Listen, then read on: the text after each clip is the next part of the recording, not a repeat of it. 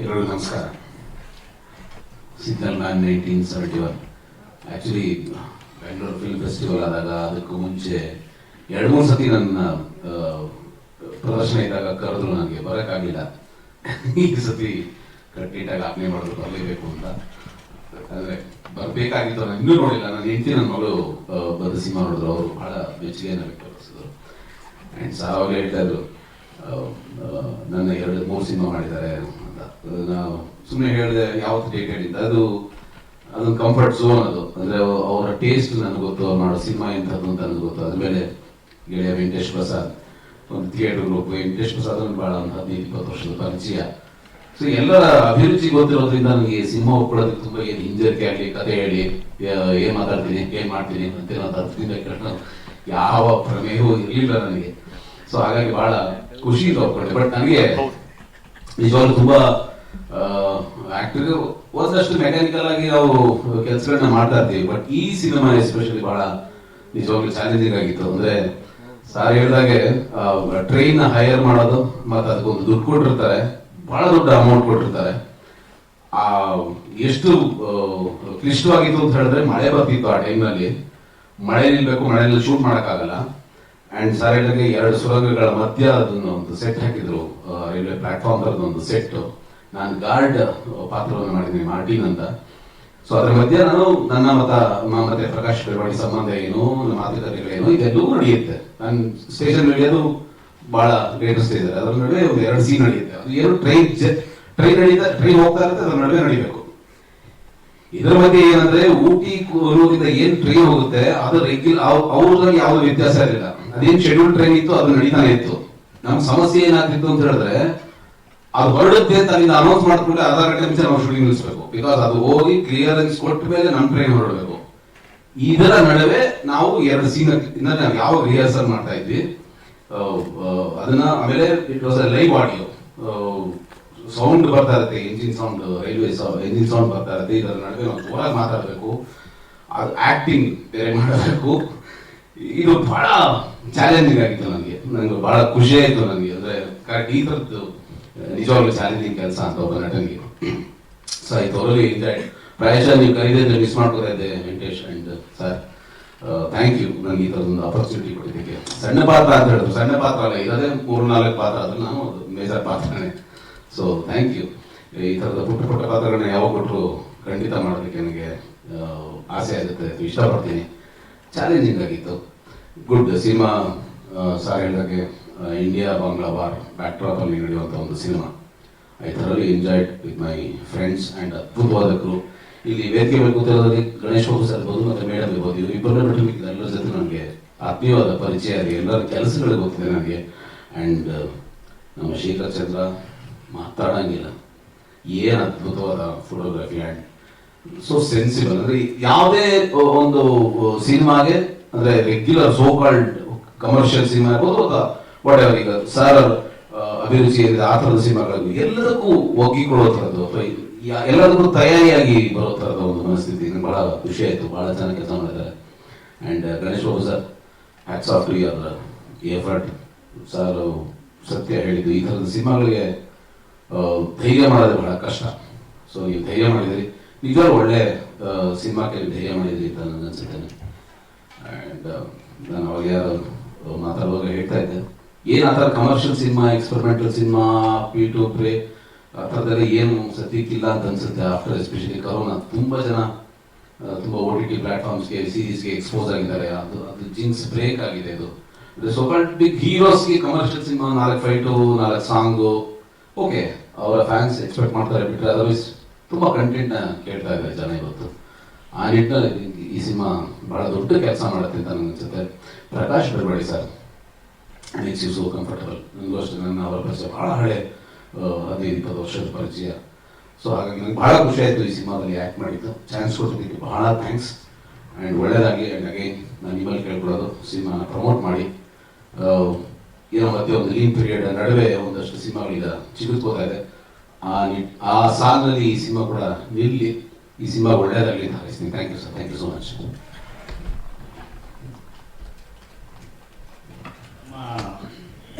ಈ signal man 1970 ಅಂದರೆ signal man ಅಂತ ನಿಜವಾದ ಹೀರೋ ಅಂದರೆ ಅದರ ಹೀರೋನೇ ಪ್ರಕಾಶ್ ಬೆಳವಡಿ ಅವರು. ಬಹುಶಃ ಅವ್ರು ಇದ್ದಿದ್ದರೆ ನಾವು ಇನ್ನು ವಿಶೇಷವಾಗಿ ಅವ್ರ ಕಡೆಯಿಂದ ಮಾತಾಡಿಸ್ತಿದ್ದು ಅದು ಮುಂದಿನ ದಿನಗಳಲ್ಲಾಗುತ್ತೆ. ಅದರ ಮುಖ್ಯ ಪಾತ್ರಧಾರಣೆ ಅವರೇ. ಅದು ಅವರು ಇಲ್ಲಿದ್ದಾರೆ, ಇವತ್ತು ಫಾರಿನ್ನಿದ್ದಾರೆ, ಬಾಂಬೆಲಿರ್ತಾರೆ, ಇಲ್ಲ ಹೈದರಾಬಾದ್ಲಿದ್ದಾರೆ. ಈ ನಡುವೆ ಅವರನ್ನ ಕೂಡಾಕಿ 15 ದಿವಸ 25 ದಿವಸ ಅವರ ಡೇಟ್ನ ತಗೊಂಡು ನಾವು ಚಿತ್ರೀಕರಣ ಮಾಡ್ತು. ಸೊ ನನಗೆ ಭಾಳ ಇನ್ನೊಂದು ಮುಖ್ಯವಾಗಿ ಆಗಲೇ ಹೇಳಿದೆ, ನಾನು ಯಾವುದೇ ಒಂದು ವರ್ಕ್ ಮಾಡ್ಬೇಕಾದ್ರೆ ಕ್ಯಾಮ್ರಾಮನ್ ಭಾಳ ಮುಖ್ಯ ಆಗ್ತಾರೆ ಅಂತ ಅಂದ್ಬಿಟ್ಟು ನಾನು ಯಾವುದೆಲ್ಲ ಕ್ಯಾಮ್ರಾಮನ್ಗೂ ಕಥೆ ಹೇಳಿರ್ತೀನಿ, ಮತ್ತು ಕಥೆ ಮುಂಚೆ ಲೊಕೇಶನ್ ಕರ್ಕೊಂಡು ತೋರಿಸಿರ್ತೀನಿ, ಎಲ್ಲ ಮಾಡಿರ್ತೀನಿ. ನಾನು ಮಾತಾಡುವಾಗಲೇ ಕ್ಯಾಮ್ರಾಮನ್ನು ನನ್ನನ್ನು ಕಥೆನ ನಾನು ಹೇಳ್ತಾ ಇರೋ ಲೊಕೇಶನ್ನ ಇಷ್ಟ ಆಗ್ತಾಯಿದೆಯೋ ಅಂತ ಅಬ್ಸರ್ವ್ ಮಾಡ್ತೀನಿ. ಮಾತಾಡೋಕೆ ಹೋಗಲ್ಲ, ಅಲ್ಲೇ ಜಡ್ಜ್ ಮಾಡಿರ್ತೀನಿ. ಅಲ್ಲಿ ಶಾರ್ಟ್ ಇಷ್ಟ ಆಗಲು ಅಷ್ಟೇ. ಒಂದು ಪಿಕ್ಚರು ಕಡಿಮೆ ದಿನ ಮಾಡಬಹುದು, ಜಾಸ್ತಿ ದಿನ ಮಾಡಬಹುದು, ಅದು ಭಾಳ ಮುಖ್ಯ ಅಲ್ಲ.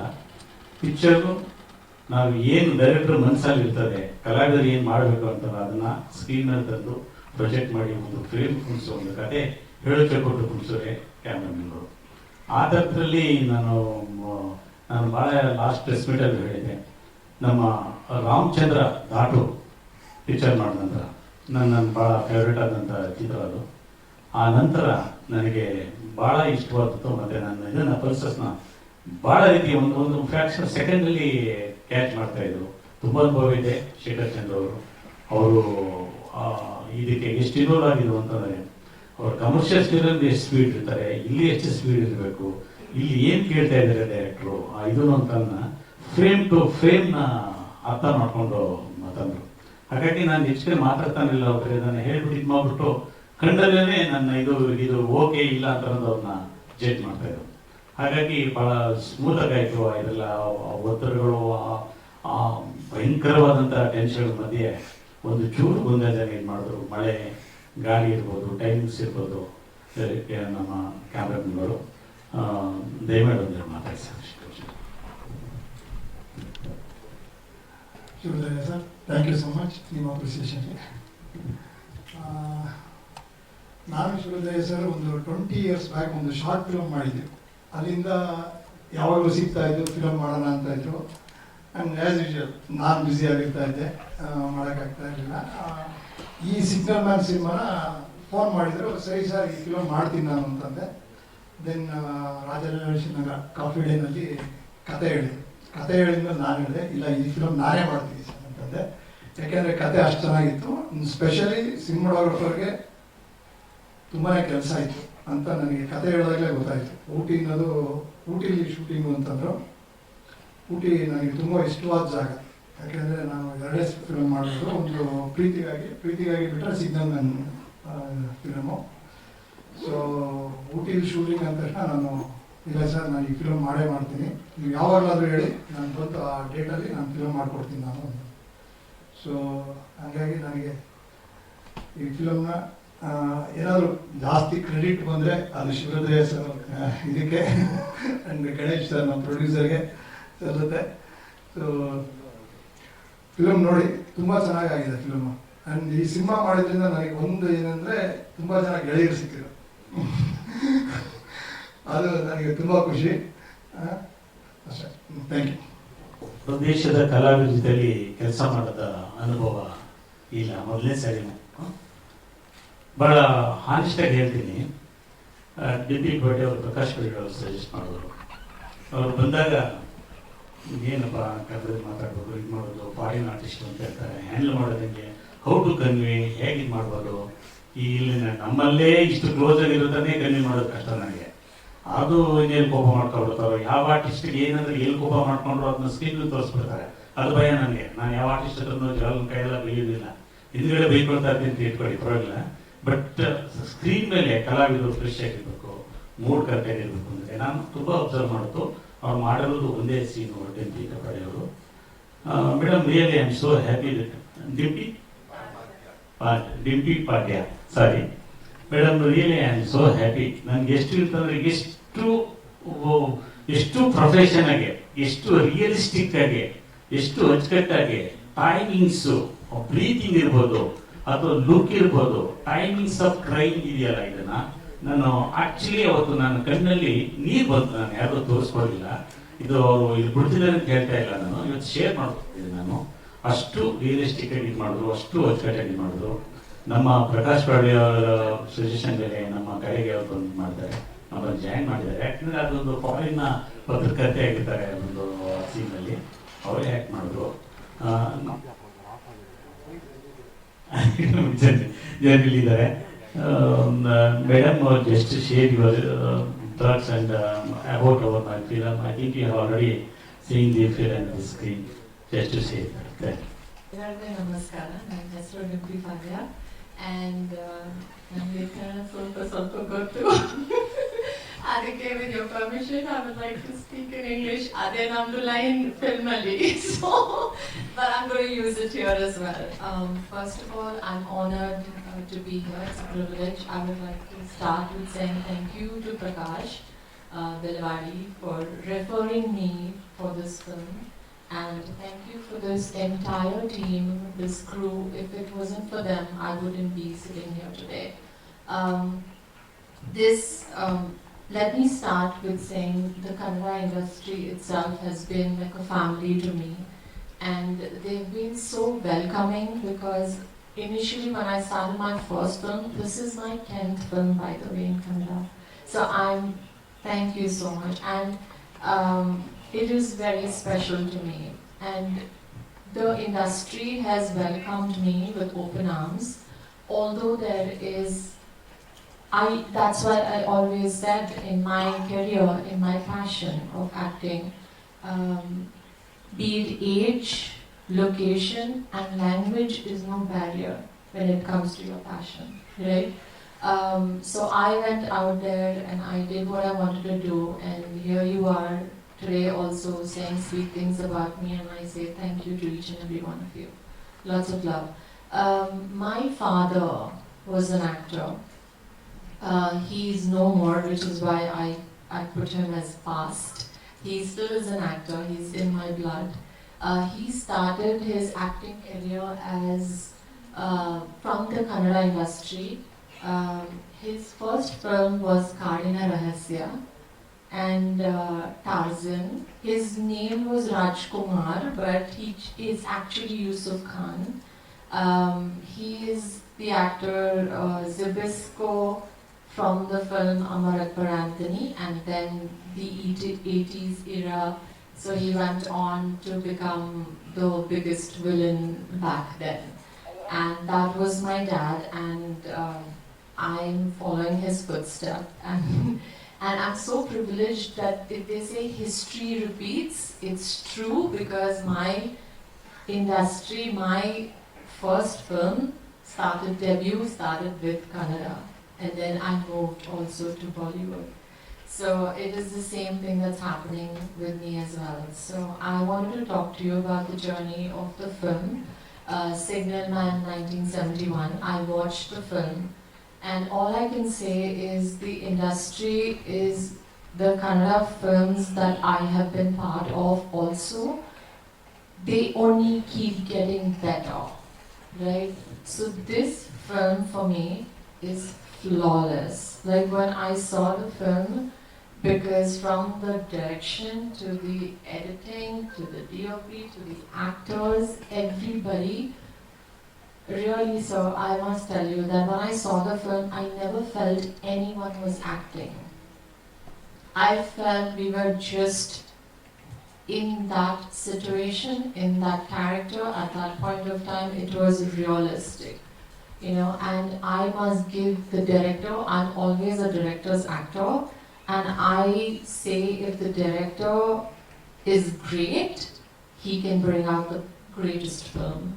And you have done that, because I will tell you my experience with you. So when you came to me without any preconceived notion as to how she's going to do this, no judgment, no nothing, you just came and gave me the scene and you said, this is the scene, this is how I want you to do it. And you gave me the entire freedom to be that person at that point of time and bring out that in myself, feeling it. Somebody here, I think the AD asked me, do you need glycerine? I said, no, the music of the film is so phenomenal. The puppetry and the sound, the score, everything was so amazing. I said, just play the music and I'll cry. So that's what happened. I did play the music and I cried. And everybody here was, they were so supportive, they were so encouraging. I remember I got the script on the day when I entered, and they were helping me with learning the lines and all of that. And I want to say thank you, Venkatesh. It was a privilege and an honor again. Thank you, sir. And thank you for your cashews. I will never forget it. He kept serving that throughout. I haven't worked with you in Rajesh. I haven't worked with you in the film, but I saw your performance and it was brilliant. I couldn't recognize you from the character, which is a great thing. And your cinematography, the DOP was if you see the film, you'll know. I don't want to say any more and say, oh, it was amazing. You'll know it for yourself. And thank you once again for listening to me, and lots of love. And I wish the entire team who's put in effort here all the very best. And it's very easy, on a last note, it's very easy to, watch the film and say, okay, whatever, but it's the team effort that goes behind it. I think credit goes to each and every one. You should watch art, you should watch films, performances, and encourage and support, because it's a whole team coming together to bring out something phenomenal like this film. So please watch it and have fun. Thank you again. ಈ ಚಿತ್ರಕ್ಕೆ ಸಂಕಲನ editing ಮಾಡಿದವರು national award ನಿಮಗೆ ಇವತ್ತು ಸುರೇಶ್ ಅವರು ನೆನೆ ಕೂಡ ಬಂದು ಕೆಲವೇ ಅವಧಿಯಲ್ಲಿ ಏನೋ ಒಂದು ದಿನ ಕೃಷ್ಣ ಹೋದರು. ನನಗೆ ಅವ್ರನ್ನ ಬಗ್ಗೆ ಎಷ್ಟು ಬಗ್ಗೆ ಮಾತಾಡೋದು, ಎಷ್ಟು ಬಗ್ಗೆ ಹೇಳೋದು ಸಾಧ್ಯವಿಲ್ಲ. ಮಣಿರತ್ನಂ ಇರ್ಬೋದು, ಬಾಲಚಂದ್ರ ಇರ್ಬೋದು, ಬಾಲಮಹೇಂದ್ರ ಇರ್ಬೋದು, ಗಿರೀಶ್ವರ್ ದೊಡ್ಡ ದೊಡ್ಡ ದೊಡ್ಡ ದೊಡ್ಡ ನಿರ್ದೇಶಕರಂತೆ ಕೆಲಸ ಮಾಡ್ಕೊಂಥ ವ್ಯಕ್ತಿ ಎಷ್ಟು ಸರಳವಾಗಿ ಸರ್ ನಮ್ಮ ಬಜೆಟ್ ಇಷ್ಟೇ ಇದೆ ಅಂತಂದರೆ ಅವ್ರು ಎಂದೂ ನನ್ನ ಬಜೆಟಿನ ವಿಚಾರಕ್ಕೆ ನನಗೆ ಅದು ಮಾತ್ರ ಹೇಳ್ಬಿಡಿ ಸರ್, ನಿಮ್ಗೆ ಎಷ್ಟು ಪ್ರಯೋಜನ ಎಷ್ಟು ಕೊಡಿ ಅಂತ ಹೇಳಿದ್ರು. ಎಷ್ಟೇ ಹೊತ್ತಿನಲ್ಲಿ ಕರೀಲಿ, ಎಷ್ಟೇ ಸಿಂಗಲ್ಲಿ ಕರೀಲಿ, ಎಷ್ಟೇ ಮಳೆ ಇರಲಿ, ಎಷ್ಟು ಇದೆ ನಿಂತ್ಕೊಂಡು ಬಂದ್ಬಿಟ್ಟು ಯಾರು ಮಾಡ್ತಾರೆ ಅವರು ಸುಂದರ್ ಕೃಷ್ಣಾಸ್ ಅವರು ಹೇಳಿದಂತೆ ಯಾವುದೇ ಕಾರಣಕ್ಕೂ ನಮ್ಮ ಕನ್ನಡದಲ್ಲಿ ಯಾರೇ ಕರೆದ್ರು ಯಾವುದೇ ಕಾರಣಕ್ಕೂ ಇಲ್ಲ ಅಂತ ಮತ್ತೆ ಹೇಳ್ಬೇಡ ಅಂತ ಹೇಳಿದಂತೆ ಪ್ರತಿಯೊಬ್ಬರಿಗೆ ಯಾರಿಗೂ ಬೇರೆಯವ್ರಿಗೆ ಎಡಿಟ್ ಮಾಡಿದ್ರು ಕೂಡ ಯಾರೋ ಸ್ವಲ್ಪ ಎಡಿಟಿಂಗ್ ತೊಂದರೆ ಆಗಿದೆ ಅಂತಂದರೆ ನೀವು ನಡೆದು ಬರ್ತೀನಿ ಅಂತ ಮಾಡ್ಕೊಡ್ತಾರೆ. ಸುರೇಶ್ ಅರಸು ಈ ಚಿತ್ರಕ್ಕೆ ಸಂಕಲನ ಮಾಡಿದ್ದಾರೆ. ಅವರು ಬರಲ್ಲ ವಿಡಿಯೋಗೆ ಇಷ್ಟ ಬರ್ಗೀತೆ ಹೇಳಿದೆ, ಬಂದಿಲ್ಲ. ಇದಕ್ಕೆ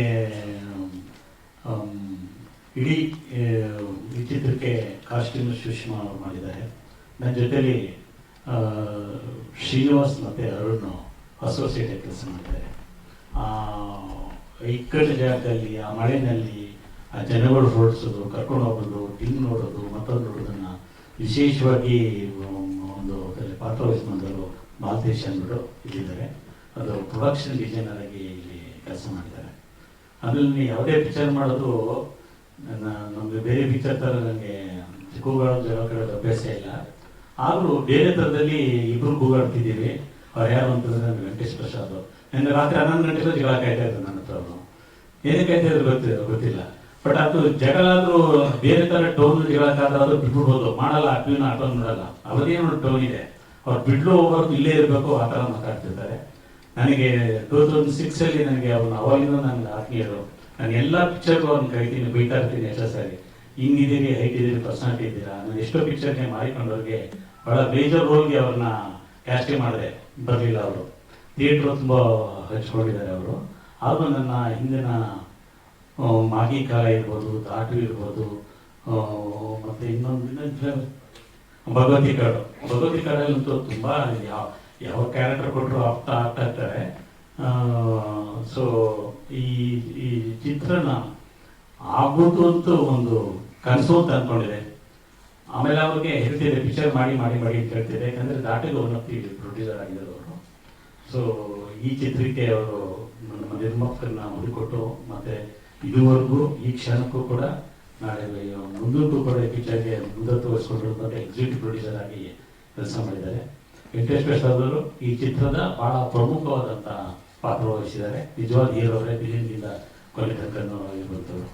ನೀವು ನನ್ನ ಜೊತೆಗೆ ಎಷ್ಟು ಹೇಳೋಕ್ಕಾದ್ರೆ ಏನು ಇದು ಮಾಡಿದ್ರಿ ಅಥವಾ ಎಷ್ಟು ಜಗಳ ಇಷ್ಟ ಆಯ್ತು ಇಲ್ಲ ಅಂತೆಲ್ಲವನ್ನು ಶೇರ್ ಮಾಡ್ಬಿಡಿ ಸರ್ ದಯವಿಟ್ಟು. ಸರ್ ಎಲ್ಲಿ ಜಗಳ ಆಡ್ತೀನಿ ಸರ್ ನಾನು ನೀವು ಒಳ್ಳೆ ಕರೆಕ್ಟ್. ನಾನು ಶಿವರುದ್ರಾಯ್ ಸರ್ ಅವಾಗ ಒಂದು ಜಗಳ ಆಡ್ತಾನೆ ಇರ್ತೀವಿ. ಕಾರಣ ಏನು ಅಂತಂದ್ರೆ ಸಿನಿಮಾ ಸಂಬಂಧಪಟ್ಟಂಗೆ ವೈಯಕ್ತಿಕವಾದ ಜಗಳ ಯಾವುದು ಇರಲ್ಲ. ಅವರು ಸಿನಿಮಾಗೆ ಅವರು ಸಿನಿಮಾ ಚೆನ್ನಾಗಾಗ್ಬೇಕು, ಸಿನಿಮಾ ಚೆನ್ನಾಗಿ ಬರ್ಬೇಕು ಅಂತ ಅವ್ರದ್ದೊಂದು ವಾದ, ನಂದು ಇನ್ನೊಂದು ವಾದ ಇರುತ್ತೆ.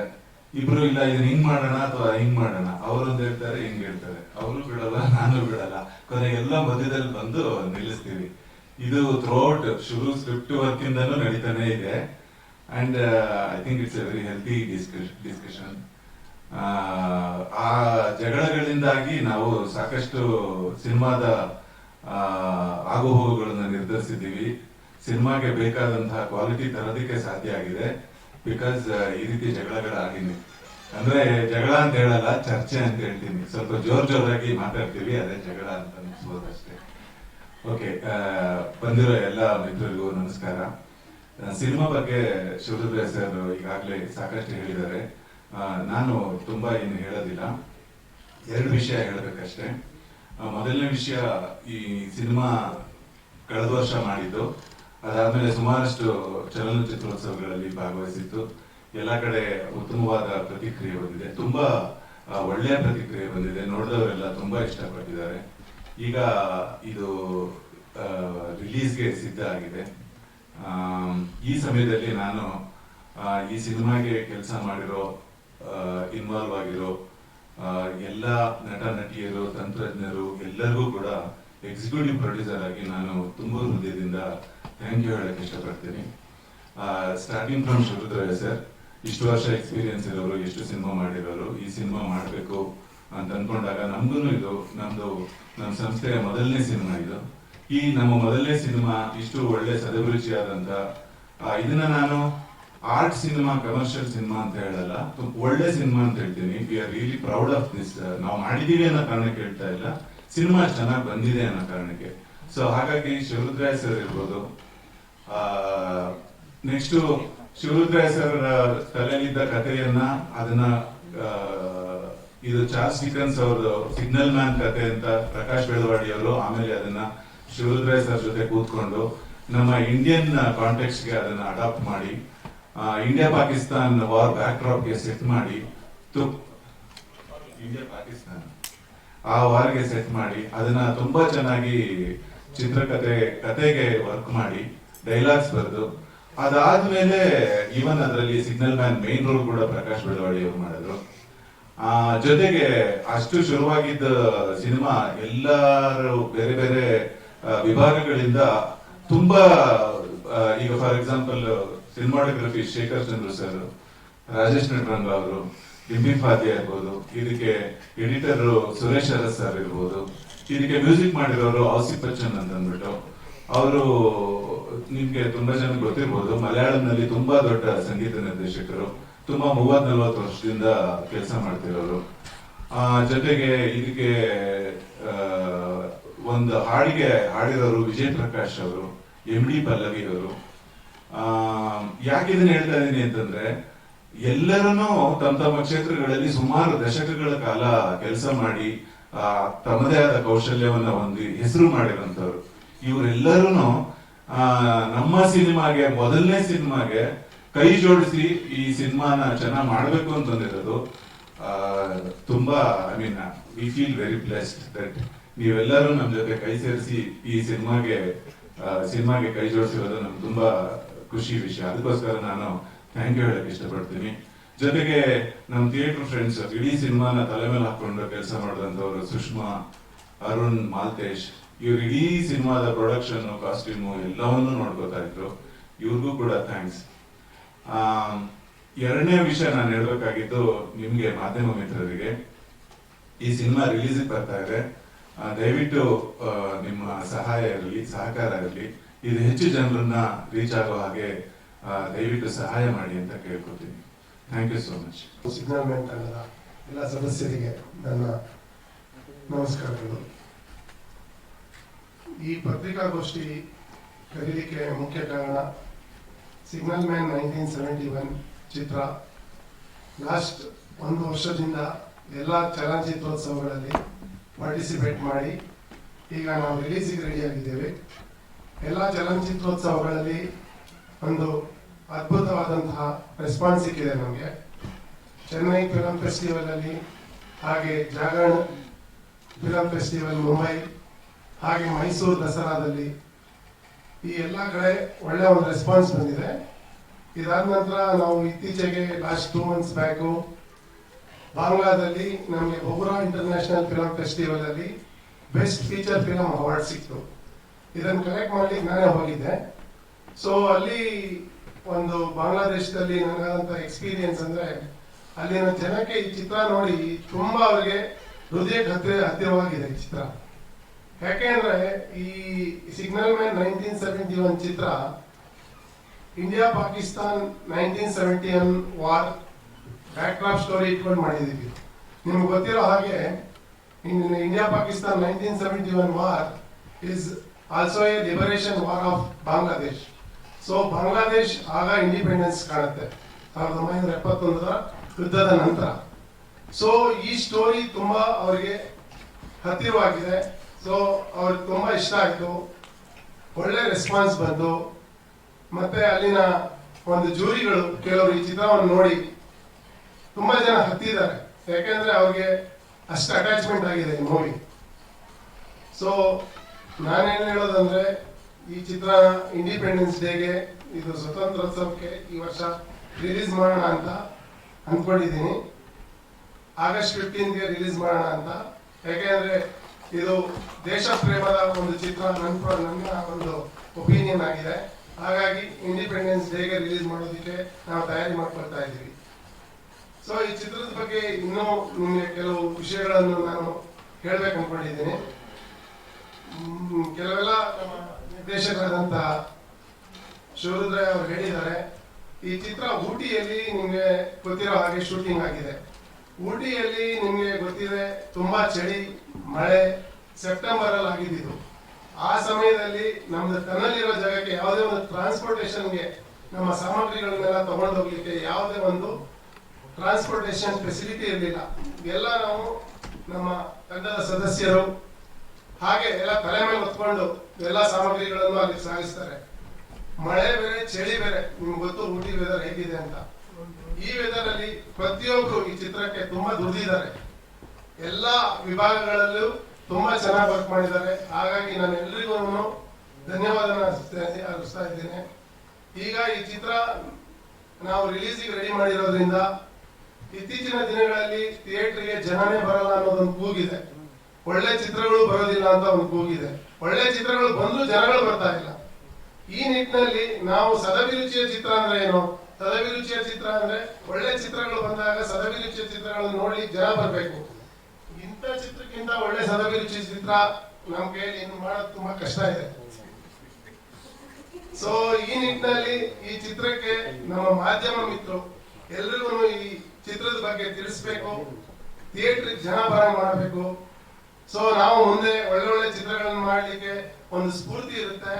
ಮತ್ತೆ ಒಳ್ಳೊಳ್ಳೆ ಚಿತ್ರಗಳನ್ನು ಕೊಡೋದಕ್ಕೋಸ್ಕರನೇ ನಾವು ಹಿಂದೂಸ್ತಾನ್ ಮುಕ್ತ ಮೀಡಿಯಾ ಎಂಟರ್ಟೈನರ್ ಅನ್ನೋ ಸಂಸ್ಥೆನ ಸ್ಟಾರ್ಟ್ ಮಾಡಿದ್ದೇವೆ. ಇದರಲ್ಲಿ ಇದು ನಮ್ಮ ಮೊದಲನೇ ಚಿತ್ರ. ಹಾಗಾಗಿ ಇನ್ನು ಮುಂದಿನ ದಿನಗಳಲ್ಲಿ ಒಳ್ಳೊಳ್ಳೆ ಚಿತ್ರಗಳನ್ನು ಕೊಡ್ಬೇಕು ಅನ್ಕೊಂಡಿದ್ದೇವೆ. ಸೊ ಈ ನಿಟ್ಟಿನಲ್ಲಿ ಮಾಧ್ಯಮ ಮಿತ್ರರಲ್ಲಿ ನಾನು ಕೇಳ್ಕೊಳ್ಳೋದಿಷ್ಟೇ, ನಮ್ಮ ಚಿತ್ರವನ್ನು ಪ್ರೋತ್ಸಾಹಿಸಿ ಎಲ್ರಿಗೂ ತಲುಪುವ ಹಾಗೆ ಮಾಡಿ. ಧನ್ಯವಾದಗಳು.